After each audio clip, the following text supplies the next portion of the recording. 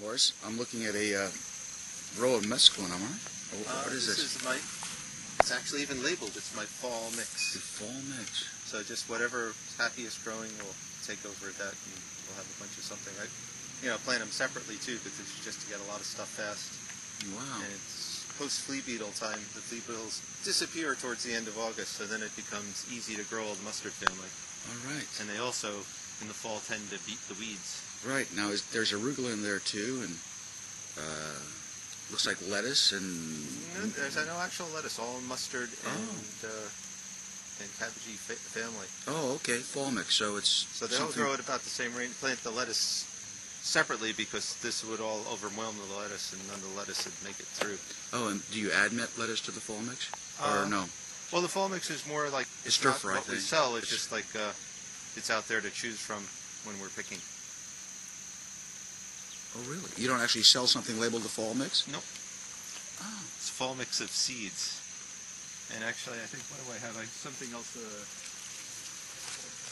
I call this year total mix. I'm not exactly sure what the difference is, but I mix the seeds differently, and I have a list of what seeds went into it, and I'll just see which mix works better for us. And, all right, just a little slow at it. So you're going to be, when you harvest this, you'll just harvest it selectively? Or you'll harvest the whole thing and then throw it in selectively with whatever other mix? Yep. Yep. And we may pick some of it separately as well. Wow. And this is your standard bed size right about now? Is what you've adopted? This is just a trick in the fall. I left enough room to till in between it with the tractor so I could get rid of the weeds right up to the edges of it and then plant again. Okay. Oh, cool. All right. And how long? What's the distance down here? It's about 200 feet, or what? Of the rows? 800 feet of rows. Wow. Wow. Awesome. Lots of stuff. We also planted a mix of broccoli rods. It's a trick to try to extend the season on the broccoli rods, so the different varieties that come at different times, we should be able to keep picking from that bed for quite a while. Wow. Really cool. Awesome. Oh yeah, I squeezed a lot of things in here because you can see the irrigation line here. And it wasn't raining, so I just squeezed a whole bunch of stuff in here so we could irrigate it quickly in case it didn't rain. Yeah. So now I have a mass of stuff that I can't even remember exactly what I planted. I'm just trying to push everything into this area.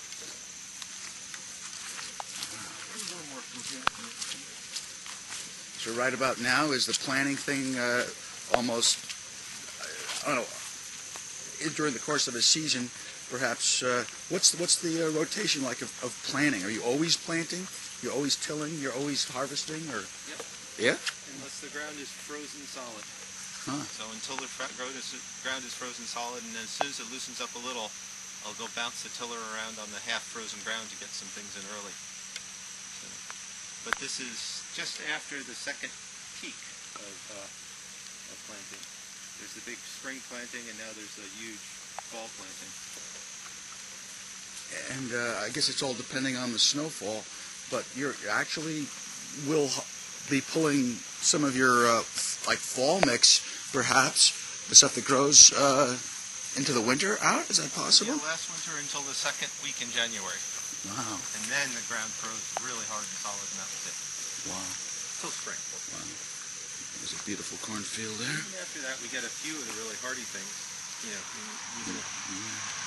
depending on the winter. So we got another section of fields over here, passing a wood break, where you, I'm sure, take care of all nature, like woodchucks and things like that. You provide a place for them to live. We provide a place for the woodchucks to die. No woodchucks are allowed at Windfall. No woodchucks allowed in the field they're actually growing in. It's like they can live on the rest of the farm, but when they move in the middle of production, it's just like, no, this isn't just for you. Yeah. So we try to be reasonable. I see. But there's a nice bed of arugula. Yeah. And then there's arugula planted next to it 2 weeks later. Oh, really? So we always have nice little babies. Oh, right here? Yep. Okay. You can see the little guys come out. So which side am I doing this on? Okay, yeah, that's arugula there. Where? Over here? This is big arugula and little tiny arugula. Yeah. How long has this land been tilled now? Were you the farmer? Are you the guy who started putting this into Yeah, well, like tillage? 50, 100 years ago, this was a pasture. This is an old dairy farm. Wow. And it's pretty rocky, so they may have done some field crops in these fields, but when I got here, they've been fallow for like 30 years. Nice. Huh. So now it's been another 30 years of building up. There's a remnant of buckwheat, summer cover crop there, and then they bring in bedding from the horse farm next door, all the hay and manure from the summer paddock. And I mix it all in with that, and then now I'm planting that stuff for spring, so I'll have plenty of time to break down. So you generally plow that mix of bedding and manure from your neighbors' farms in every year? Constantly through the years. I keep rotating. That's part of the rotation. That gets done, it gets tilled up, it gets tilled again, maybe have another cover crop planted on it, and then till it yet again, and then hopefully the plants that I planted will beat the weeds. Right now we're waiting for frost weeding, because what will happen is a lot of this stuff I'm planting now is hardy, and you just got to wait until the frost hits all the weeds, and then they may look like they're overwhelming it until then, but as soon as the frost hits them, all my plants will take over. Yeah, because this soil here, I'm looking at remnants of the bedding from whatever stables you're getting this from. Actually, this is, at this point, Or is it buckwheat? Yeah, mostly a buckwheat. Oh, buckwheat, okay. But then it was a beautiful buckwheat field. Yeah, and but there's some stable stuff too, and this is stuff we'll pick next spring. This is room. Oh no, wait. Yeah, that's. This should be green love. That's lettuce. Oh yeah, that is lettuce. So that we may get late in the fall. If we don't, that's kind of here in case we don't get an early killing frost. I see. We may be harvesting that in December. So how many years have you been tilling all, these two major field portions? This one probably 15 years, the other one 20. And I got up to where I was using about 25 acres, and then we've slowly fallen back to about 15. Wow. And most of that is cover cropped at any given time. And full of weeds. Weeds are our friend. Weeds replenish the soil. We have a very high weed to cultivated crop ratio. All right, so when you say weeds are your friend, that's because you have this... They're always keeping the soil all broken up. They're always adding to the soil. There's, this bare ground lasts every time I till it no more than a couple of weeks, and then either my vegetables or the weeds are covering it up. Constantly replenishing everything. Wow. And we try not to let them completely destroy what they're growing with. It's just a matter of getting the stuff. So you just try to outrace them and then till them under again? And Exactly. Okay. Wow. So there's always plenty of green stuff to till under. And hopefully we get some cash crops out in between. And basically, Windfall, I know this, but many might not, but you go down to the Union Square Market twice a week, right? Yep, all year round. All year round. Even in January.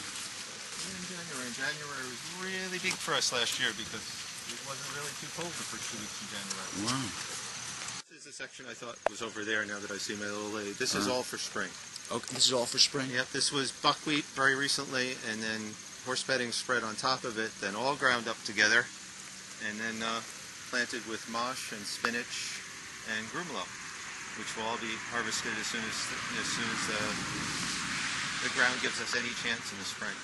Okay, so let me go figure that out then. So that's quite a combination. So the mosh and the arugula? Not arugula, but mosh, grumelo, with their little kind of like radicchio-like plants. Oh, okay. But they all winter over perfectly fine here.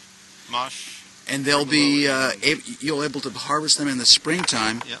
Despite all the buckwheat coming up as well as the weeds? Well, see, that's the thing. If the timing is right with the buckwheat, I didn't quite till the buckwheat under in time, so it was already forming seed. But all that should disappear like 3 weeks from now in the first frost. So it shouldn't have time to smother out the things I'm growing for spring, and then it'll all disappear, and the stuff I'm growing for spring will grow. Oh, I see. I see. You didn't plant buckwheat. You tilled the remaining buckwheat that was there. But they fool me sometimes. It didn't seem like they had any viable seed on them, but go figure, there it is. Yeah, okay. Interesting, yeah. So I may or may not get along with this, but what I keep doing is... This is buckwheat right here, isn't it? Yeah, it's a buckwheat.